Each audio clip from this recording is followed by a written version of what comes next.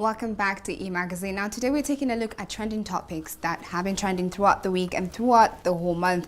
And before we took a short commercial break, we talked about Game of Thrones as well as Cardi B getting a lot of nominations for the BET Awards that are upcoming next month. Now the next trending topic we have is John Wick Chapter 3 Parabellum tops the UK box office.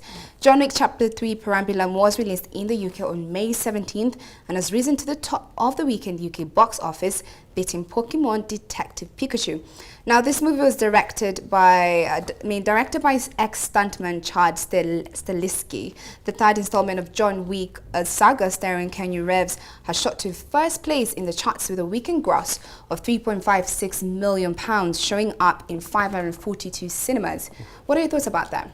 I think that's crazy, seeing as I already watched Avengers Endgame. Yeah. And then hearing that this beat that by it's crazy. I haven't seen it yet. I didn't even expect that. I personally did not expect that from John Wick. I mean, I'm a big fan of this movie.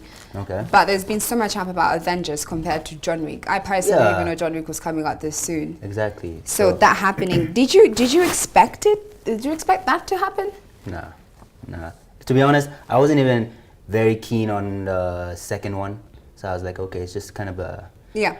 You know, my theory when it comes to trilogies is that it just starts getting a bit more boring as you go. The first one is usually the freshest idea. Yeah, the most exciting. But this one, he's made a name for himself, this guy with this John Wick trilogy. That's good. Now, I just want to take a look at, the different gross that it got from the first one to the second one to the third one. Mm-hmm. So on the first one, the first John Wick one, it scored, it earned actually £5,399,602. So you can imagine, moving on to John Wick 2, it got £2.2 million. Mm-hmm. And now we have John Wick 3 with £3.56 million.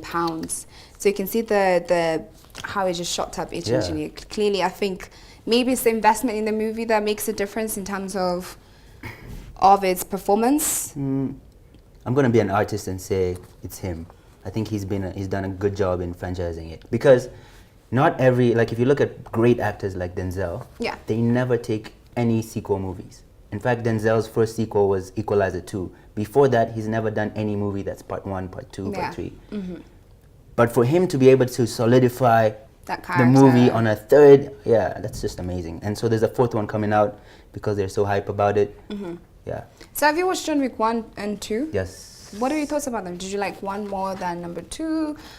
Just tell me how his character was. I liked 1 more than number 2, which is usually the case. Why? Because it was fresh. The idea was fresh, the character was fresh, you're used to that. 2 is okay, the story continues, and most times I feel like it just kind of, okay, I expected that, you can call that.